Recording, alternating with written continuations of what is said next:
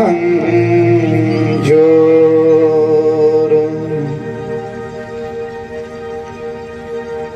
आइए श्री हनुमंत विराजिए, कथा कहो मति अनुसार। प्रेम सहित गादी धर, सुमेरो बारंबार।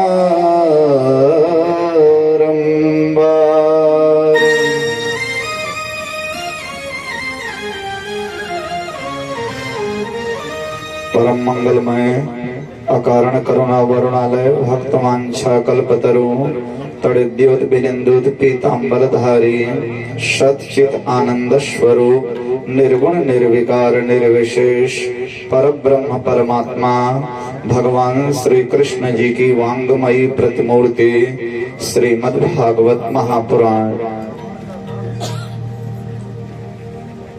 श्रीमद्भागवत महापुराण कथा ज्ञानी यज्ञ में आवाहित समस्त देवी एवं देवतागण श्रीमन्नारायण स्वरूप शालिग्राम भगवान, लड्डू गोपाल भगवान, बालकृष्ण भगवान, राधा रानी सरकार,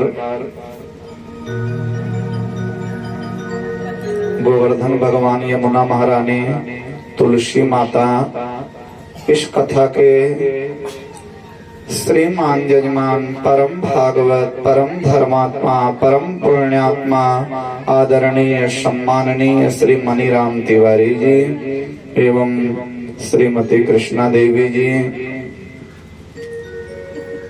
इनके भाई साहब, इनके बंधु बांधव, भाई पटीदार, गांव देश हित मित्र, उपस्थित विद्वान ब्राह्मण कलाकार बंधु, और आज हमें बहुत ही अच्छा लग रहा है आदरणीय सम्माननीय श्री हमारे परम स्नेही हैं, बहुत परम स्नेही हैं, नाम नहीं जान पाए हम आज तक, लेकिन कैसियर साहब, ये हमारी बहुत बड़ी कमजोरी है कि हम अच्छा बुरा नहीं जान पाते हैं बहुत, इसलिए हम थोड़ा डरे रहते हैं, बहुत लोगों से बात भी नहीं कर पाते हैं। हमारे देखिए मिश्रा जी बैठे हैं,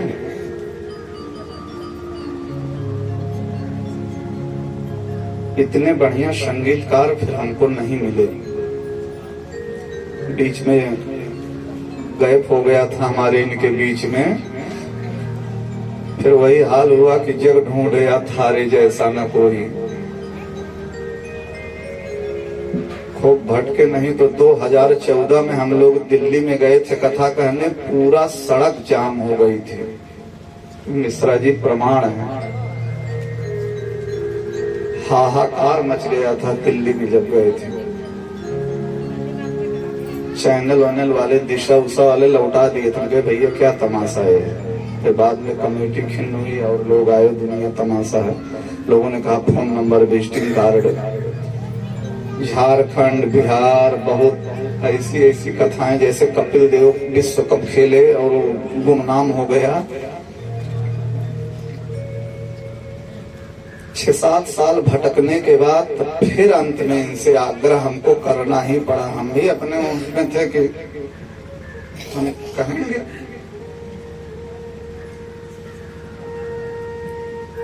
और ये तो मानते ही हैं हमको। फिर अंत में हम आग्रह किए कि मिश्रा जी वो बात नहीं है जो लोगों को लगेगा, अरे जो ही आएगा वही गाय बजाएगा, यही मेरे मन में भी था। तो ऐसे कैसियर साहब के जो नारायण दत्त दुबे जी हैं, आपने ही दिया था, बोले गुरुजी इनको आप दक्षिणा में रखिए, अच्छे आदमी हैं। ठीक है, तब से नारायण दत्त जी बढ़िया हैं, बहुत विद्वान भी लगे रहते ना, करे बसंत भैया हमको मौका दीजिए। तो हमने कहा ऐसा एक तिवारी परिवार श्री सुधांशु तिवारी जी को आज हम जान पाए कि इनके अंदर बहुत प्रतिभा है। हमसे बहुत पहले से जुड़े हुए हैं, बचपन से। इतना बढ़िया न्यूज इन्होंने निकलवाई, हमने कहा बस भैया यही तो मैं चाहता था कि 3 मिनट में तो खेला हो जाए सब। बोलिए जय श्री कृष्ण। बहुत बहुत आप लोगों को साधुवाद। राम सुरेश तिवारी जी वहां से अपना स्नेह प्रदान कर रहे हैं। समस्त सम्मानितों और महेश तिवारी जी, समस्त तिवारी परिवार का, जो हमारे जजमान जी के मान्य भी हैं, सब समस्त धर्मानुरागी सज्जनों, श्रद्धामयी माताओं, बहनों, देवियों एवं छोटे छोटे बच्चों, आइए कथा का प्रारंभ करने से पहले 2 मिनट भागवत नाम संकीर्तन करें। आज तो विलंब हो गया, लेकिन समय से कथा खत्म हो गई। 2 मिनट भागवत नाम संकीर्तन कर लें, फिर सीधे कथा में चलते हैं। श्री राधे गोविंदा भजले हरि राम।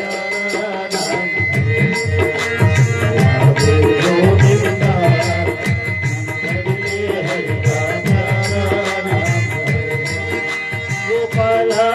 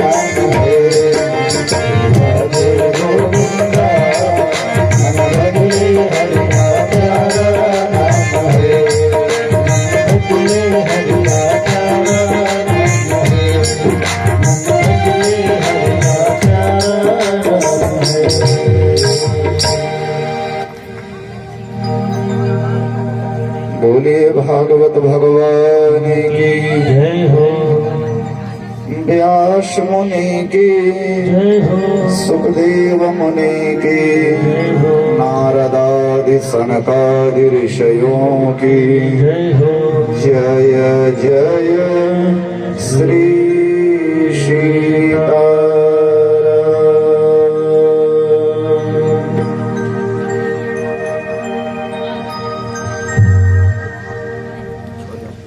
आइए हम सब लोग चलते हैं कथा में, सीधे कथा में चलते हैं गंगा के किनारे, जहाँ सुखदेव राजा परीक्षित को कथा सुना रहे हैं। और कल तो भैया भगवान का मंगलमय विवाह ही हुआ। टीका तिवारीपुर वाले सोशल मीडिया पर और रिकॉर्ड तोड़ दिए। हम बताए ना कि इसमें भी होड़ लगी हुई है, बहुत बड़ी होड़ लगी हुई है इसमें। इतना बढ़िया आप लोग उत्सव मनाए कल, इतना बढ़िया उत्सव मनाए, थक गए भक्त लोग, इसीलिए देखिए अभी नहीं आ पाए हैं, आ रहे हैं धीरे धीरे। हमारा पूरा टीका तिवारीपुर कल जो है वो द्वारिका बन गया।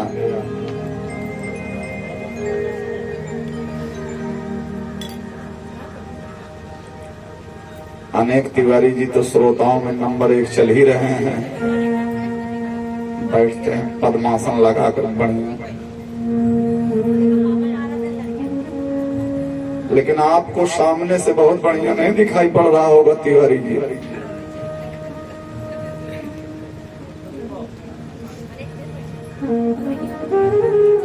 कक्षा 5 के बाद हम लोग जब चले गए थे अयोध्या पढ़ने, तो उस समय बाल्यावस्था ही थी।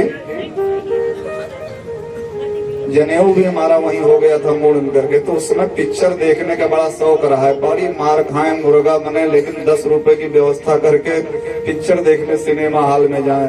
तो 3 नियम था, 10 रुपए वाले आगे, 20 रुपए वाले पीछे, 30 वाले बालकनी में। तो 10 रुपया रहा, वहीं आगे वही बैठे इसे लटके रहे। तो आनंद तो तिवारी जी पीछे आगे इसे देखे, गर्दन अलग दर्द करे, एकदम पर्दे के सामने व्यवस्था रहा।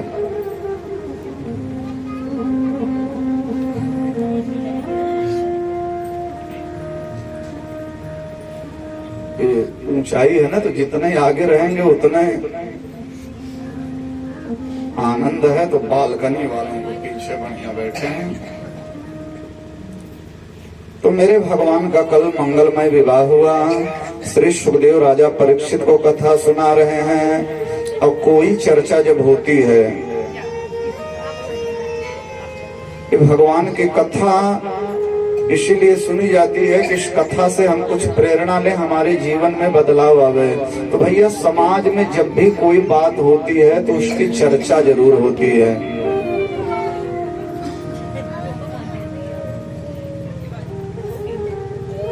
चर्चा जरूर होती है।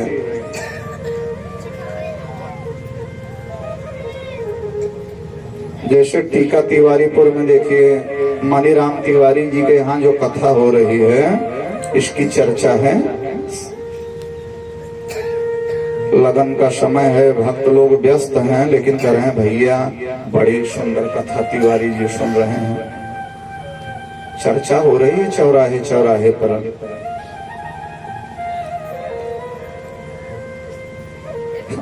भगवान ने जिस तरीके से विवाह किया है, द्वारिका वासी सब एक दूसरे से कह रहे हैं भैया गजब कर दिया श्री कृष्ण ने, गजब कर दिया अपने कन्हैया ने। भैया गांव में नगर में कोई आदमी निकलता है, सब कहते हैं भैया नाम रोशन कर दिए।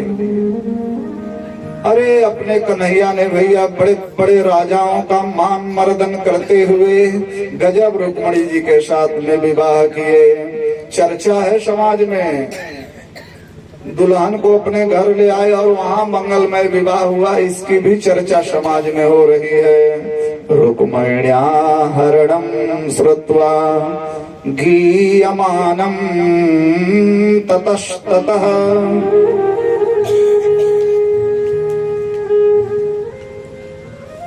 जगह जगह चर्चा हो रही है।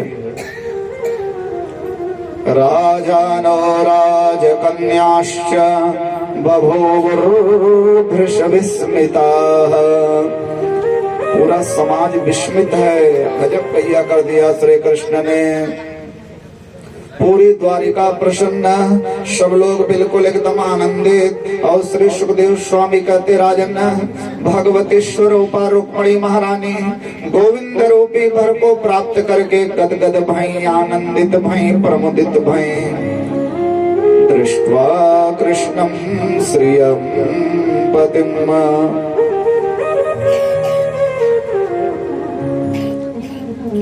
क्योंकि कन्याओं का तो एक ही सपना होता है कि हमारा पति सुंदर हो, हमारा पति सुशील हो।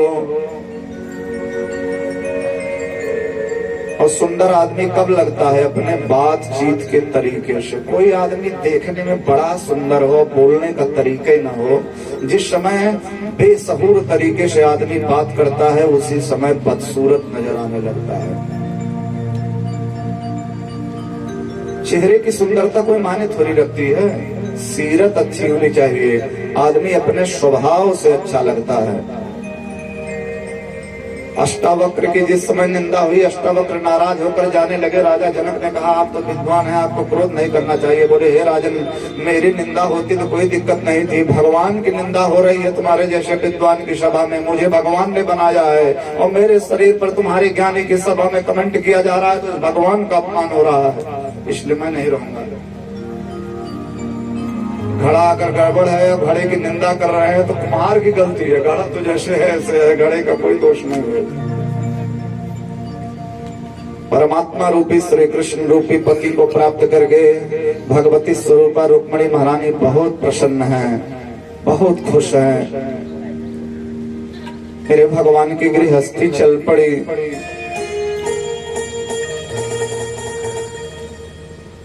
भगवान बड़े आनंद के साथ रह रहे हैं। दिन बीता, समय बीता, रुक्मिणी महारानी ने एक पुत्र को जन्म दिया। बड़ा सुंदर बालक है, प्रद्युम्न नाम है। प्रद्युम्न का मतलब ही होता है जिसका, जो अपने कर्म के द्वारा समाज में प्रकाशित हो।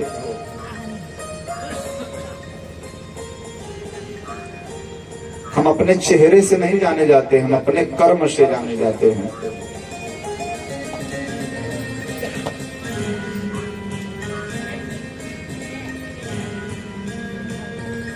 बहुत छोटे थे तो रेडियो पे गाना सुनते थे, आध्यात्मिक है फिल्मी, लेकिन बड़ा अध्यात्म है इस गाने में। एक दिन बिक जाएगा माटी के मोल, जग में रह जाएंगे प्यारे तेरे बोल, जग में रह जाएंगे प्यारे तेरे बोल। विवेकानंद को हम याद करते हैं, स्वामी दयानंद सरस्वती को याद करते हैं, शंकराचार्य को याद करते हैं।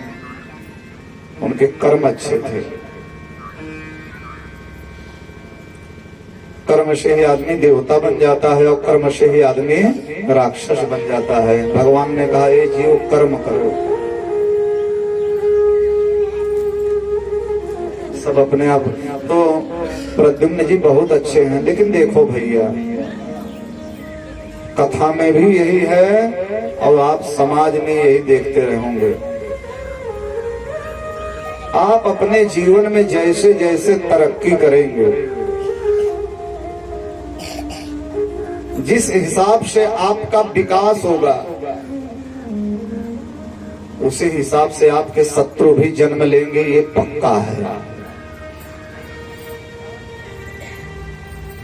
जीवन के पथ पर जब आप विकास के रास्ते पर अग्रसर होंगे ना, तो दुश्मन तो ऑटोमेटिक प्रकट होंगे अपने आप।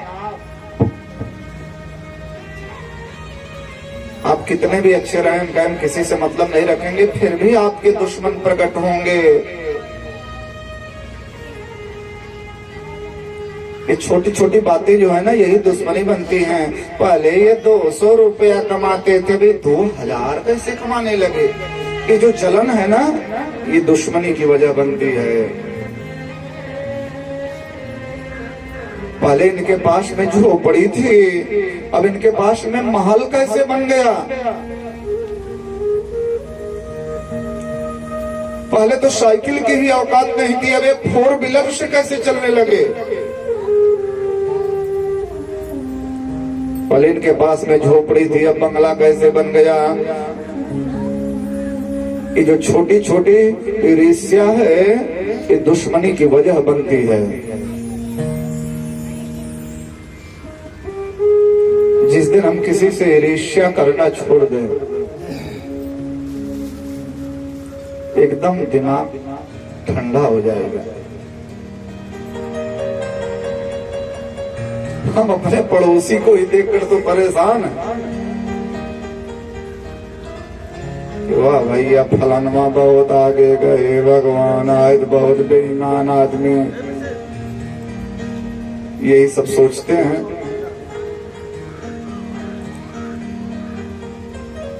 लेकिन बढ़िया परफेक्ट मैन वो होता है, उत्तम कोटि का मनुष्य वो होता है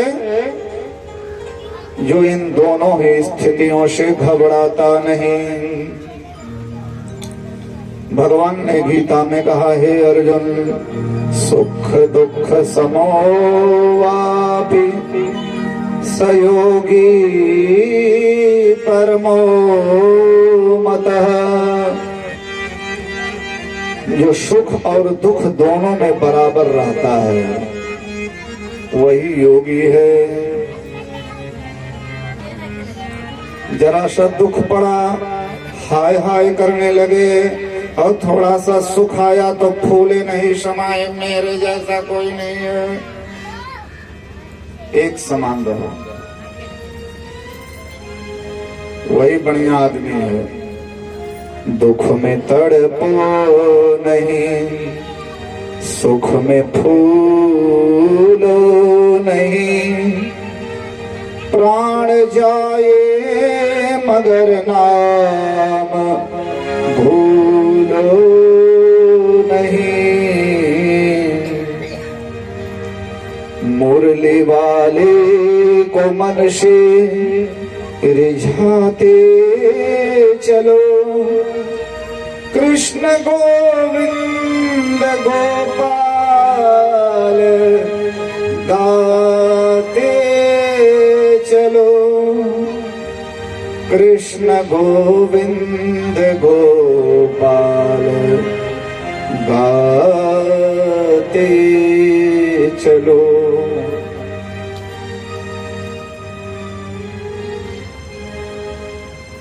एक समान रहिए, कर्म करते रहिए। जो मिल गया उसी को मुकद्दर समझ लिया, जो छूट गया उसको भुलाता चला गया। बड़ा पुराना गाना है। तो मेरे भगवान के भी बहुत दुश्मन हैं। एक दुश्मन बड़ा पापी है, संबरासुर, बलवान राक्षस है। हमारे प्रभु से जलन करता था वो, इतना जलन, इतना जलन। कृष्ण जी का तो कुछ कर नहीं पाया जलन में, वही बालक ही उठा ले गया प्रसूतिका गृह से।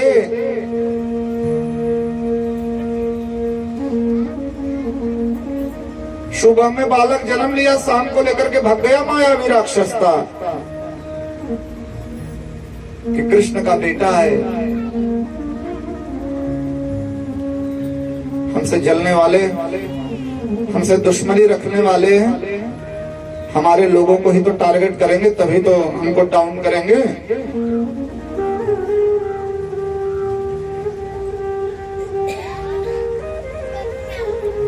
और इतना जलन की पापी आसमान में लेकर के गया मायावी, और बच्चे को जलन में, 1 साल के बच्चे को फेंक दिया समुद्र में। जरा भी दया नहीं आई उसे। राक्षस, ये पापी लोग जब ईर्ष्या आती है तो ईर्ष्यालु व्यक्ति ही राक्षस का रूप धारण कर लेता है। बताओ बताओ, एक दिन के बच्चे को फेंक दिया, क्या दोष है उस बच्चे का? और बहुत बड़ी मछली ने बच्चे को निगल लिया।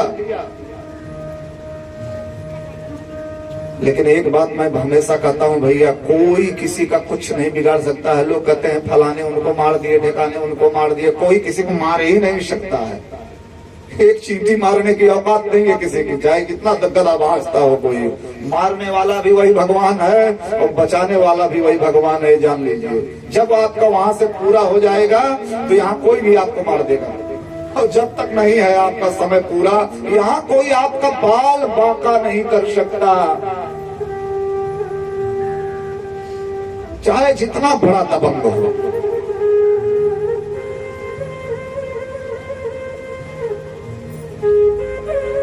मछली के निगलने के बाद भी बालक नहीं मरा। मछुआरा लोग वही मछली पकड़ लिए जो बच्चे को निगली थी, वही मछली फिर संबरासुर के यहाँ चली गई। अब जो कि राक्षस है, राक्षस लोग ही ना मांसाहार करते हैं। देवता राक्षस, यही दो तो सदियों से विवाद चल रहा है। हमको अपने अंदर में देवत्व का ही तो विकास करना है। नहीं यही देवता भी यही राक्षस अपने कर्मों से देवता बनते हैं, अपने कर्मों से ही राक्षस बनते हैं। जो सज्जन लोग हैं, जो अच्छे लोग हैं, वो बुराई से दूर रहते हैं।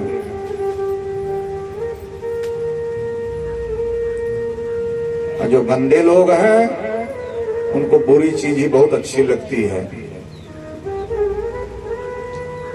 उनको शराब बहुत अच्छी लगेगी, उनको भांग बहुत अच्छा लगेगा, उनको झूठ बोलना बहुत अच्छा लगेगा। गंदे लोगों को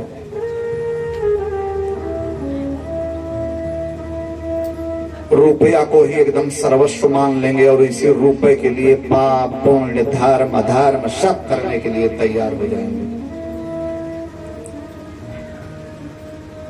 पापी लोग ये मान लेते हैं कि रुपया ही सब कुछ है। ठीक है, रुपया है लेकिन सब कुछ नहीं है रुपया। तो पापी था, मांस खाता था, सज्जन होता तो उसके अंदर में फीलिंग होती ना कि हम भी तो मांस के ही हैं, हमारे अंदर में सुई जा रही, तकलीफ नहीं हो रही तो भी तो। अरे चींटी के पैर में बंधी हुई घुंघरू की भी आवाज भगवान सुनते हैं,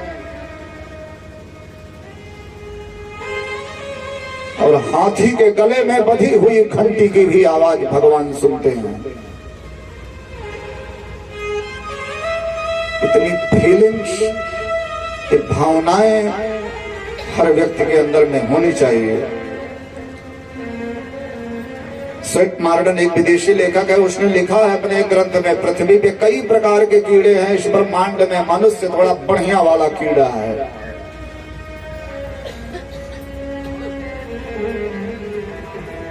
अभी दूसरे देश का प्राणी आ जाए तो हम लोग कहेंगे भैया एलियन है, अरे एलियन है, डर जाएंगे। बहुत तरह के सबकी विचारधाराएं हैं, सबका। चींटी भी टहल रही है बेचारी, आटा के लिए जा रही है, चिड़िया दाना चुग रहे हैं, सबकी अपनी जिंदगी है, सबकी अपनी भाषाएं हैं, सब चींची करते हैं। ये सोचना चाहिए किसी को मारने का अधिकार हमें नहीं है। अब चूंकि राक्षस था तो मछली का पेट चीरा गया, निकला मनुष्य का बच्चा, और उसी के यहाँ एक भोजन बनाने का काम करती है विद्यावती। विद्यावती बच्चे का दुलार करने लगे। नारद जी आए, नारद जी बोले ये तुम्हारा पति है। बोली बाबा ये नन्हा सा बच्चा मेरा पति। नारद जी पूरी स्टोरी बता दिए। जब सेवती सर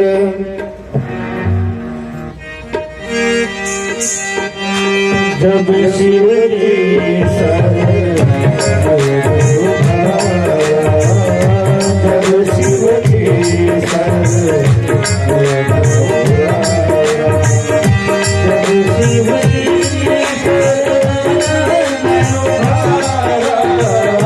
जब शिव जी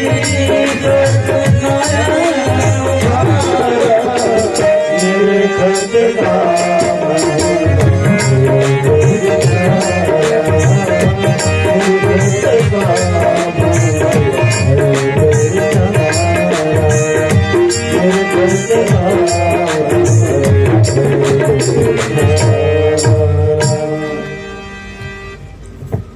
तारकासुर के अत्याचार से देवता परेशान थे। भगवती सती भस्म हो गई थी। अपने पति भोलेनाथ का अपमान ना सहन कर सकी, अपने पिता के यज्ञ में ही जल करके भस्म हो गई।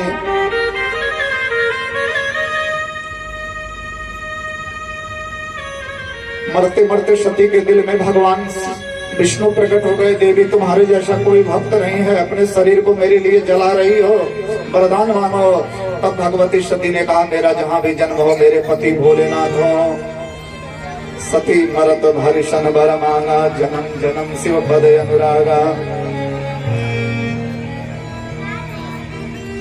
और वही सती पार्वती के रूप में जन्म ली हैं। इधर तारकासुर तपस्या किया, ब्रह्मा जी के वरदान मांगने, बोला शिव के बेटे से हमारी मृत्यु हो। सोचा शंकर जी न दूसरा विवाह करेंगे, न बेटा होगा न बेटा होगा, न मैं मरूंगा। अब ब्रह्मा जी भैया, इसीलिए तो देवता दौड़े, अरे बुढ़ो ये छठिया गया है, ये वरदान दें तब हम लोग मार खा रहे हैं, ब्रह्मा को अलग परेशान करेगा। अब तारकासुर ब्रह्मा जी भैया ये वरदान दे दिए, तथास्तु। अब तारकासुर का देवता कुछ कर ही ना पावे, इतनी मार मारा, इतने मार मारा देवताओं को कि बड़ी दुर्दशा किया। तारकासुर तो अच्छी दुर्दशा कर दिया देवताओं की। देवता गुफा में जाकर के छुपे थे, भगवती सती तपस्या कर रही हैं। देवताओं ने सोचा कि शिव की समाधि तोड़ना जरूरी है। सती के प्रेम में, सती के वियोग में भगवान शंकर पागल हो गए थे। रामचरितमानस कभी पढ़िए, शिव पुराण के आधार पे ही रामचरितमानस को बनाया है बाबा जी ने। शिव पुराण में और विस्तार से चर्चा है। गोस्वामी जी ने तो कहा है ना, नाना पुराण निगमागम सम्मतम यत, तो ये कथा शिव पुराण की है। भागवत में तो जरा सा इंगित किए हैं। पगला गए थे भगवान शंकर सती के वियोग में।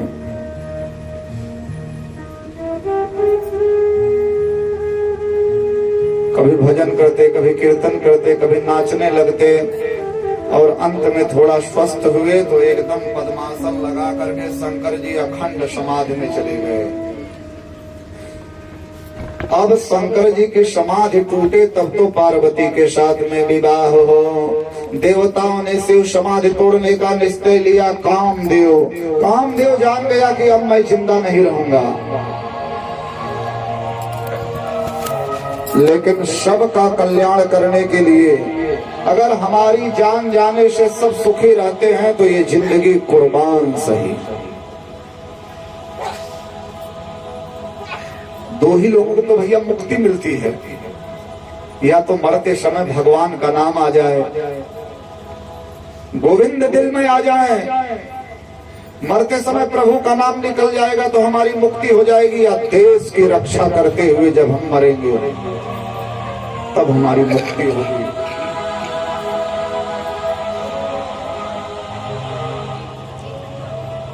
अरे भगवान न करे हमारे वीर सैनिकों को कुछ हो जो देश की रक्षा कर रहे हैं। एक बार जिसने देश की रक्षा का और धर्म की रक्षा का संकल्प ले लिया, चाहे जब मरे उसकी मुक्ति है। अपने देश से प्यार होना चाहिए, अपने धर्म से प्यार होना चाहिए।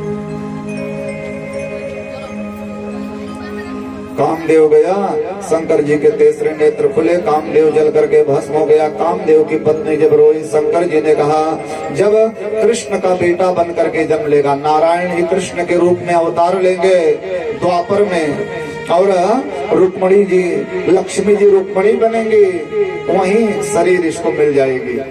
कि कामदेव ही है जो प्रद्युम्न के रूप में पैदा हुए हैं। नारद जी सारी स्टोरी बता दिए। विद्यावती बड़ी प्रसन्न भई। शंकर जी कहे जाओ वहीं संबरासुर के यहाँ भोजन बनाना। समय भैया सब ठीक कर देता है। शंकर जी बोले वहीं संबरासुर के यहाँ चुपचाप रहो, समय का इंतजार करो। दुनिया की सबसे बड़ी दवा है बंधुओं समय।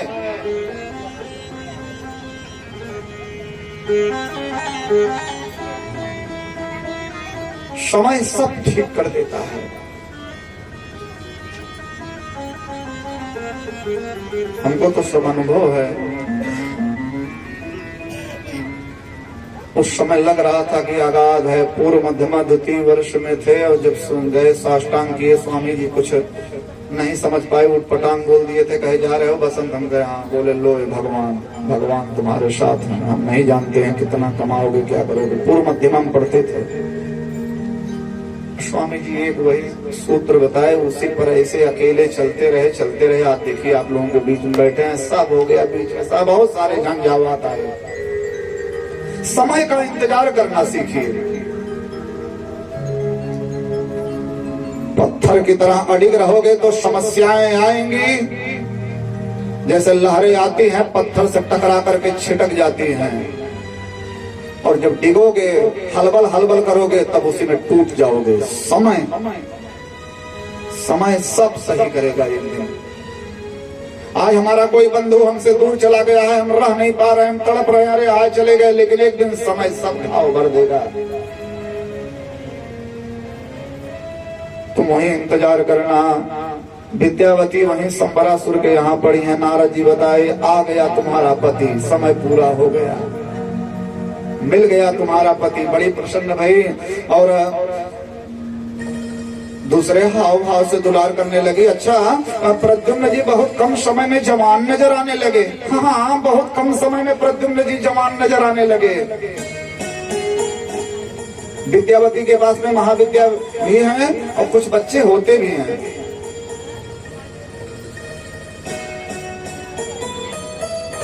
जो समय से पहले बड़े दिखाई पड़ने लगते हैं। अरे एक बालक आया हमारे पास, लखनऊ में कथा कर रहे थे, 9 साल का, जैसे लगे कि 29 साल का है। कहीं महाराज 9 साल का है।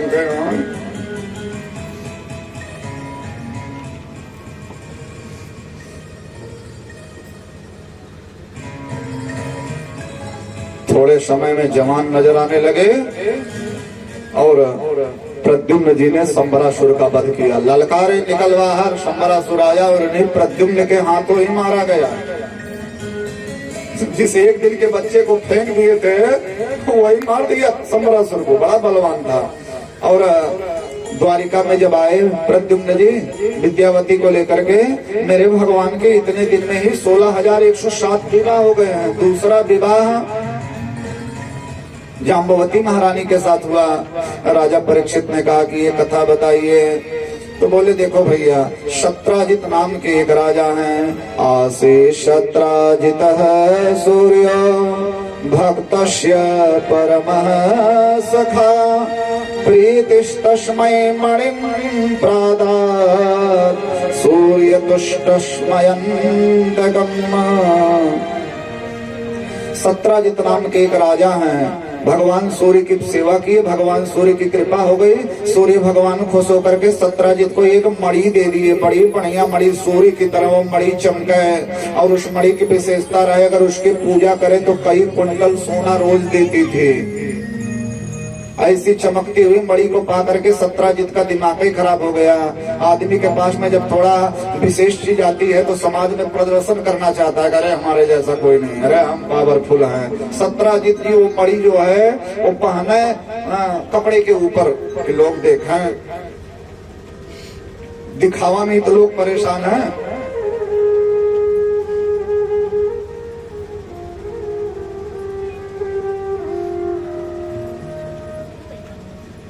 सब दिखावा में परेशान। देखिए स्टैंड लगा हुआ है, इतनी बढ़िया कथा हो रही है, लेकिन अरे भैया देखें सब जाने, हम भी बहुत बढ़िया कथा गाते हैं।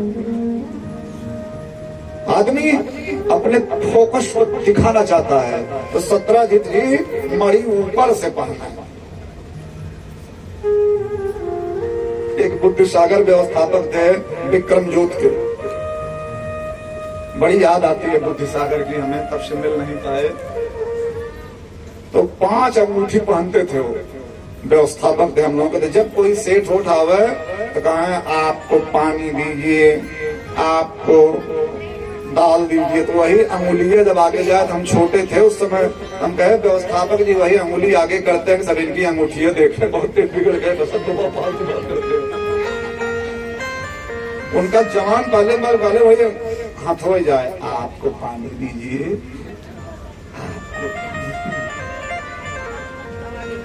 शत्राजित मणि पहन करके गए और दुनिया वाले भी बड़े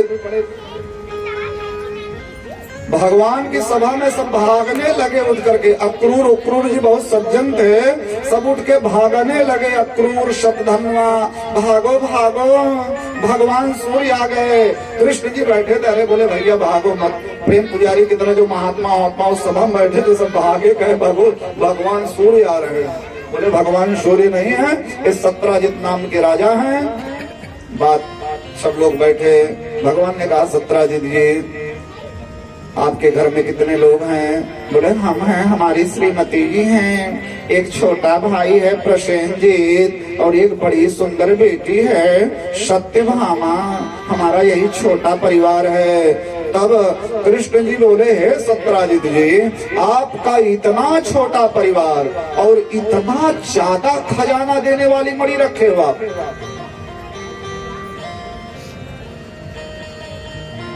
परिवार इतना छोटा और कई कुंटल सोना रोज देती है, ऐसी मणि आप रखे हो। अगर यही मणि आप राज खजाने में जमा कर देते तो पूरा राष्ट्र आराम से खाता, सब बढ़िया भोजन करते, सब बढ़िया आनंद से रहते, सबके जीवन का दुख दूर हो जाता। आप अकेले इतना धन रखे हैं।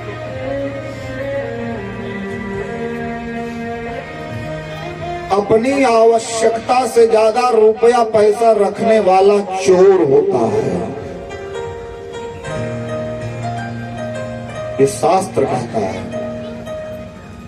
सरकार भी कहती है भाई इनकम टैक्स दीजिए तभी तो ये सब चलेगा।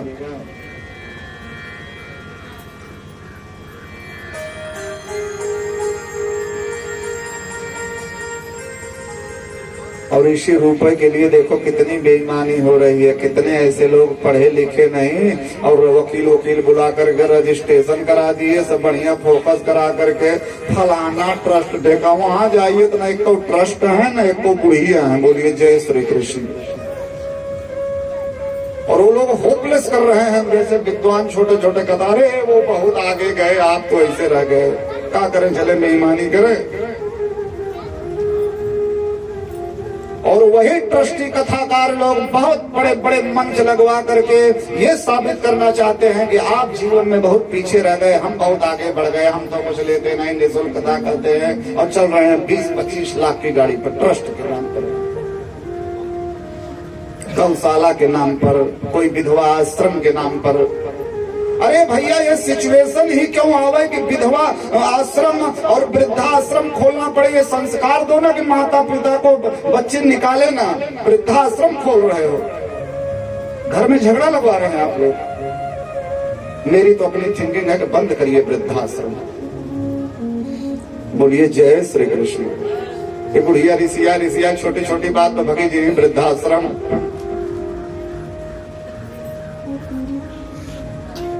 बोलिए जय जय जय जय श्री कृष्ण। अपनी आवश्यकता से ज्यादा रुपया पैसा नहीं रखना चाहिए।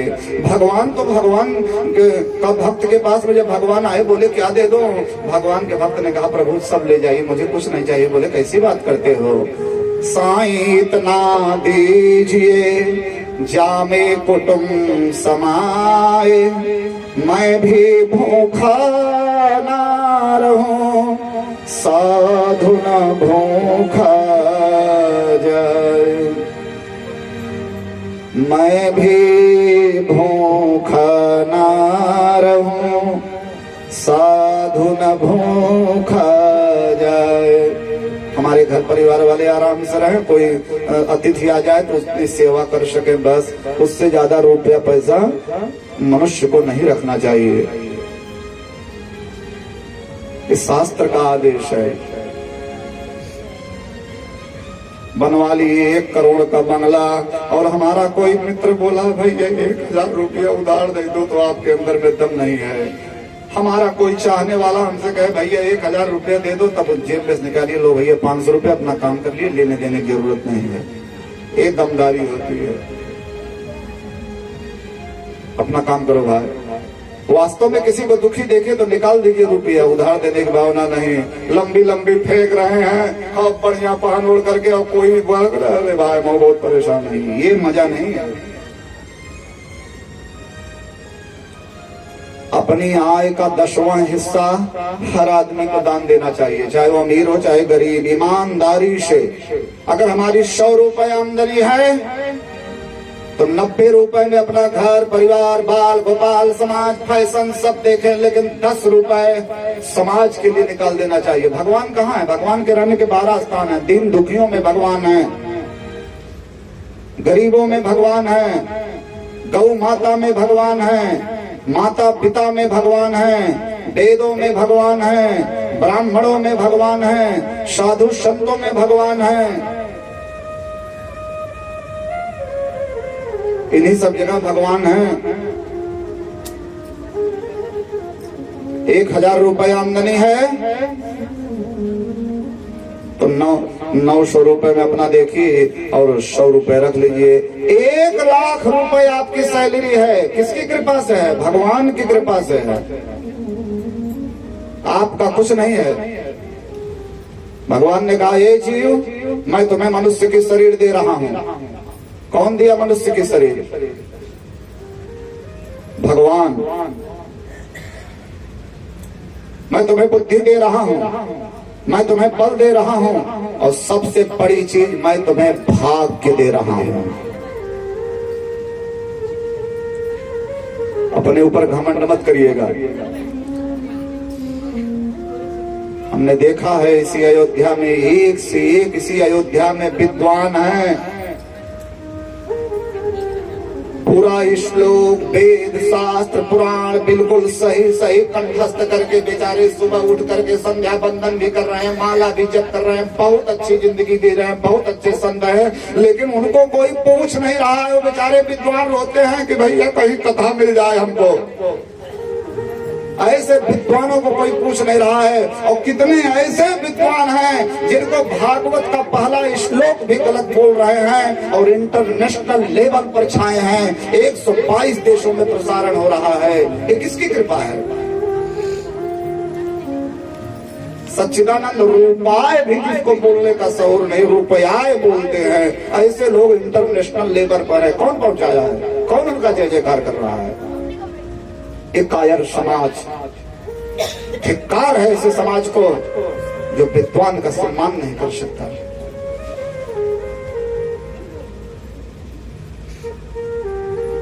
इसीलिए वेद का ऋषि किसी माता से आशीर्वाद देते समय कहा, हे माता, न विद्वान बेटा पैदा करना, न बलवान बेटा पैदा करना, न बुद्धिमान बेटा पैदा करना है तो भाग्यवान पुत्र पैदा करो मां। भाग्यम फलति सर्वथा न च विद्या न च पौरुषम। इस संसार में विद्वान भी दुखी देखे गए, धनवान भी दुखी देखे गए। सुख करता है तो केवल भाग्यवान।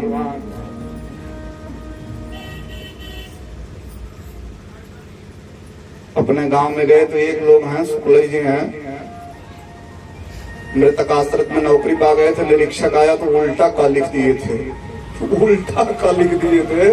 वो भी 80,000 पा रहे, अब की बार मिले गए, खाओ पैसा कमाते हैं। गया हाँ भाई, तोरे कृपा कमाते ही।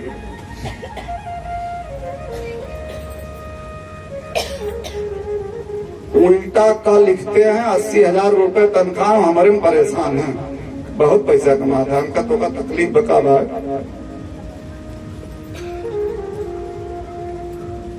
अपनी आय का 10वां हिस्सा दान करो। तो भगवान ने दिया कि मैं दियो, मैं तुम्हें भाग्य दे रहा हूं। 1 लाख रुपए तुम्हारी सैलरी होगी, भगवान की कृपा से है। आपसे ज्यादा पढ़े लिखे लोग जो है भटक रहे हैं।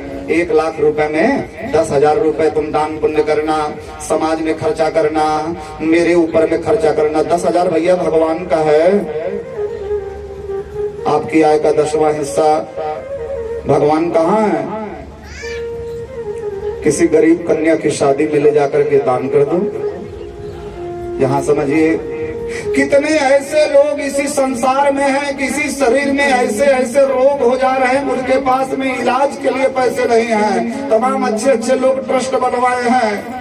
जाओ पर्ची कटाओ, ईमानदारी से वहां दान दे दो। ट्रस्ट में गरीब दीन दुखियों के दान के लिए दे दो। किसी को कैंसर हो जा रहा है, किसी को टीबी हो जा रही है, ऐसे गंभीर गंभीर रोग हो जा रहे हैं। किसी को फालिश मार दे रहा है, बेचारों के पास पैसा नहीं। गरीब लोग किसके बच्चे हैं? हमारे ही भाई हैं। उन्हीं परमात्मा ने बनाया, उनके लिए दान दे दो। कितने असंस्कारित लोग गौ माता को तब तक रखते हैं जब तक वो दूध देती हैं, और जिस दिन दूध देने लायक नहीं रहती है उनको सड़क पर छोड़ देते हैं कटने मरने के लिए। तमाम अच्छे अच्छे लोग गौशाला खोले हैं, जहां समझिए गौ माता के लिए दे दीजिए। भाई हमारी तरफ से गौ माता के नाम पर कितने ब्राह्मण के बच्चे इसी संस्कृति की रक्षा के लिए इस ठंडी में भी जाइए, देखिए अयोध्या, मथुरा, काशी, वृंदावन, 8 साल के बच्चे, 9 साल के बच्चे तिलक लगा करके मेखला धारण करके 4 बजे से उठ करके वेद का रियाज कर रहे हैं, पैसा कमाने के लिए नहीं, संस्कृति की रक्षा के लिए। जब हम आप अपने बच्चों का दुलार कर रहे हैं, शिखा सूत्र कांध करके वो वैदिक ब्रह्मचारी पाठ कर रहे हैं, जाओ उन ब्रह्मचारी कुछ लोगों को दान दे दो। कितने महात्मा लोग सीताराम सीताराम कर रहे हैं। भगवान को खुशी मिलेगी, लेकिन आदमी जब भगवान की कृपा हो गई, 1 लाख सैलरी पाने लगे, घमंड हो गया। कौन कहे दशांश दान करने को? जब कोई महात्मा दान की पद्धत बताएगा ही, वो तो पंडित आए रहन दान के बारे में ज्यादा बतावत रहे। इतना घमंड हो गया कि वो 1 लाख रुपए भी कम करने लगा, बेईमानी करने लगे, चोरी करने लगे, तमाम करने लगे कि हम इसको हड़प लें, यहाँ जमीन ले लें, वहाँ जमीन ले लें, हाय तवा मचाने लगे। भगवान ने कहा हाँ दशांश तो दान दिया नहीं तुमने और ऊपर से बेईमानी कर रहे हो। अब बताते हैं, फालिश मार देगा, कैंसर हो जाएगा, टीबी हो जाएगी, साटिका हो जाएगी, तब तो डॉक्टर के पास जाओगे। जीवन में ये सब विपत्तियां ना आए, इसलिए दान देना चाहिए। बड़ा महत्व बताए भगवान। सत्रजीत जी आप मणि खजाने में रख दो, पूरा राष्ट्र सुखी हो जाएगा, बहुत बढ़िया चीज है। लेकिन एक बात बताएं, कोई कंजूस आदमी हो, कंजूस आदमी को कथा सुनाए तो कथा बहुत बढ़िया से सुनेगा कंजूस, हाँ महाराज, लेकिन जब रुपया देना होगा,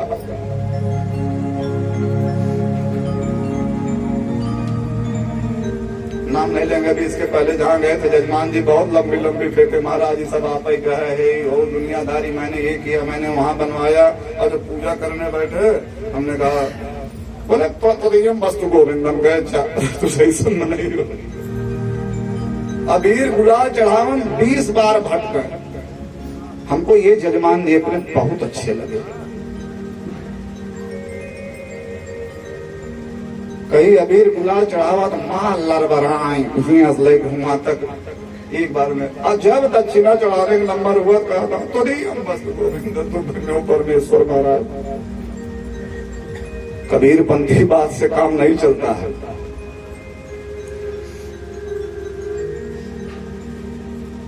कंजूस आदमी को कथा सुनाए तो खुद सुनेगा, लेकिन रुपया में लगे। सत्रजीत बड़े ध्यान से कृष्ण जी की बात सुने, लेकिन जब मणि कहे कृष्ण जी दे तो सत्रजीत जी मणि दे दो, बोले मैं अपनी मणि नहीं दूंगा। भगवान बोले भैया नहीं दोगे तो कोई बात नहीं, बात वहीं खत्म हो गई। और एक दिन इन्हीं सत्रजीत का भाई प्रसेनजीत मणि पहन करके गया जंगल में, बड़े शौक में मणि भाई पहन लिया और लापता हो गया। जंगल गए और वापस नहीं आए।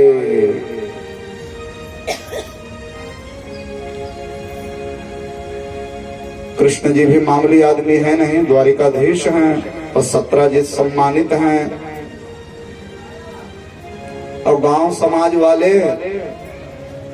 वैसे तो आपसे नहीं बोलेंगे। अब सत्रजीत जी वही मणि पहनते थे, जब मणि गले में नहीं रही तब जरूर टोकने आते हैं। ये दुनिया की आदत है।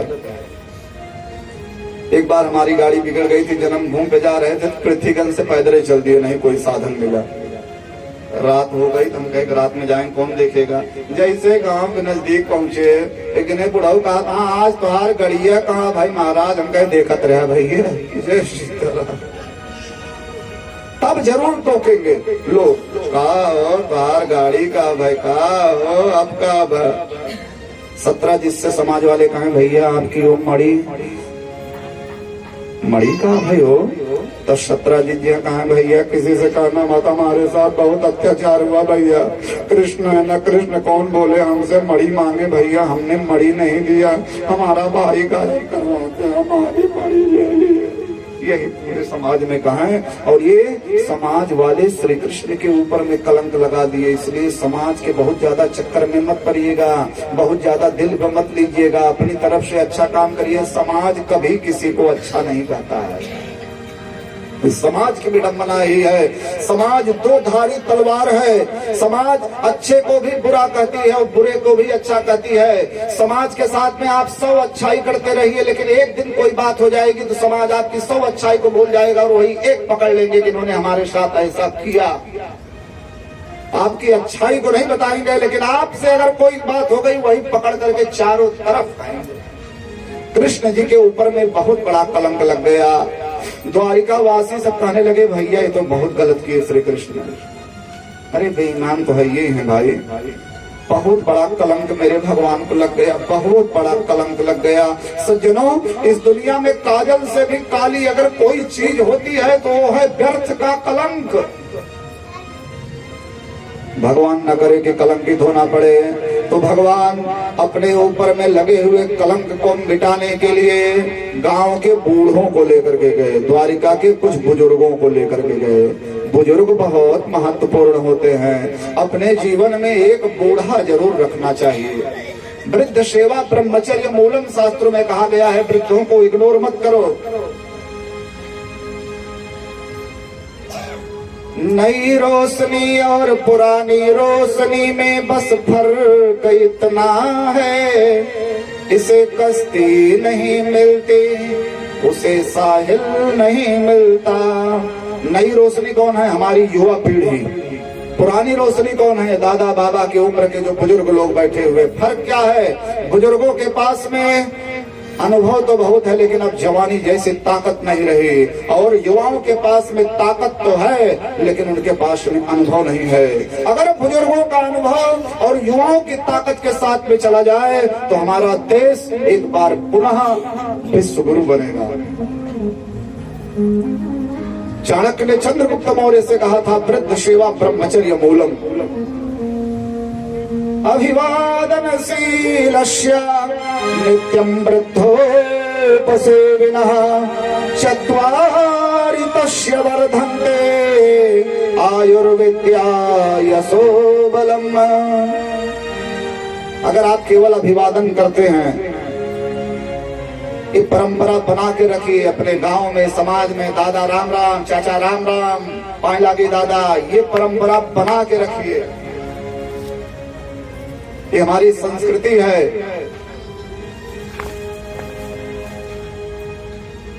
राम राम के ये हाय हेलो छोड़िए। ये युवा पीढ़ी बैठी है, फोन उठाएंगे कहेंगे हाय और रखने लगेंगे कहेंगे बाय। हाय बाय छोड़िए। चाचा प्रणाम, दादा प्रणाम, जो जैसे उम्र के हैं, कोई भी जात का हो, कोई वर्ग का हो, अपने से बड़ों को प्रणाम, अभिवादन और वृद्धों की सेवा। जिस दिन ये आदत आप डाल लेंगे, 4 चीजें आपकी ऑटोमेटिक बढ़ेंगी। आयु और विद्या यशो बलम। आपकी आयु, आपकी विद्या, आपका यश और आपका बल, ये 4 चीजें बढ़ेंगी।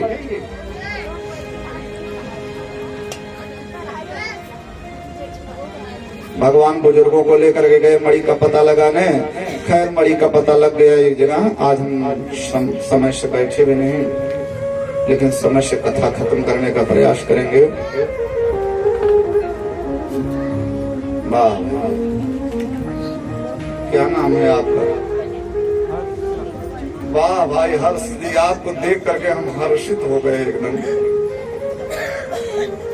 जैसे आपका नाम है वैसे आप हैं।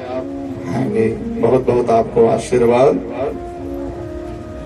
भैया प्रेम पुजारी का गठरी खोल दो तो हर्ष भैया को प्रसाद देना। एक गठिया धे दिन है कि खोले पावे ले नहीं जाए पावे एक तो के अब तो भोग लगेगा।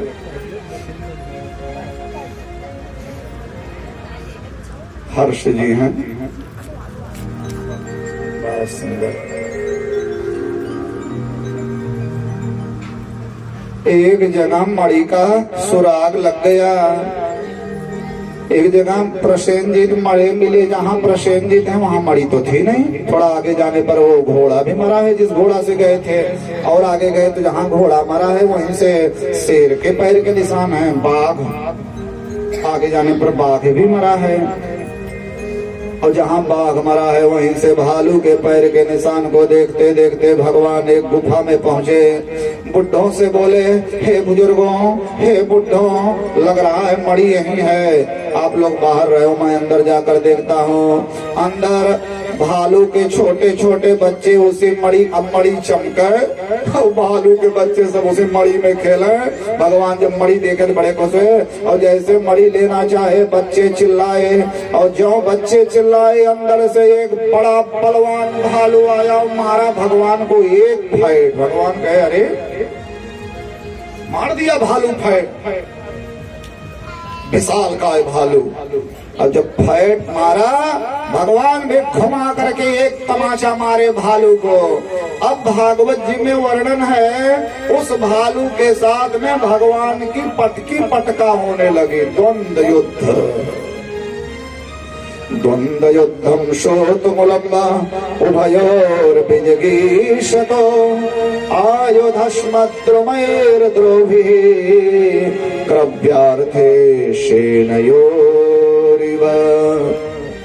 ओ पटकी पटका द्वंद्व युद्ध हुआ, कभी भालू कभी मेरे भगवान, कभी भालू कभी मेरे भगवान, कभी भालू कभी मेरे भगवान।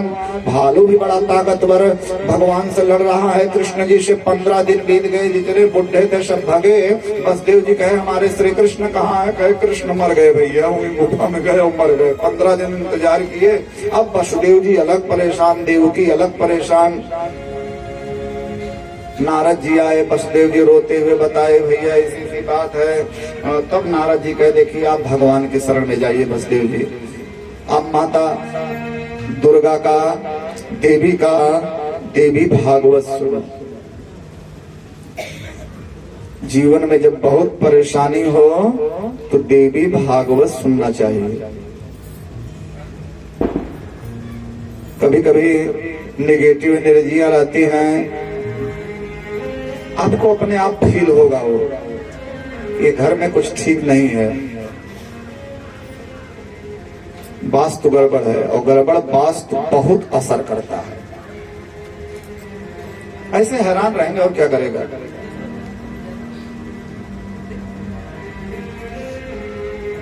₹100 कमाएंगे, 200 रुपए का खर्चा रहेगा, कर्जा हमेशा बना रहेगा। कभो माई कहीं गोड़ पिरात में, कभो बाबू कहीं गोड़ पिरात में, कभो यहाँ टेंटे पोंको चेचे होता रहेगा। आपका कहीं मन नहीं लगेगा, चिड़चिड़ापन अलग बना रहेगा। ये सब जो बहुत मेहनत करने के बाद भी जब ना कुछ हो,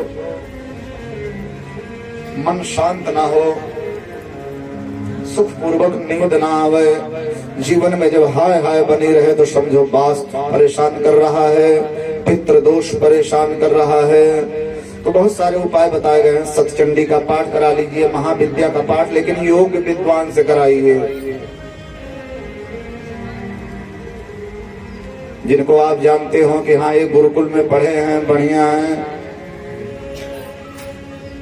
तब आपका फलीभूत होगा। ऐसे नहीं कि गेहूं पंडित को पकड़ लिया, यही महाराज महाविद्यावत कराए, आराम ना बस सचंडी कराया नाम। अरे लोभी आदमी से भी अगर आप अनुष्ठान करवाते हैं तो कामयाब नहीं होगा। अपवित्र पवित्रो वा की जगह अपवित्रो पवित्रो बोलने वाले से अगर आपने अनुष्ठान कराया तब भी आपका कल्याण नहीं होगा, बल्कि और अनिष्ट हो जाएगा।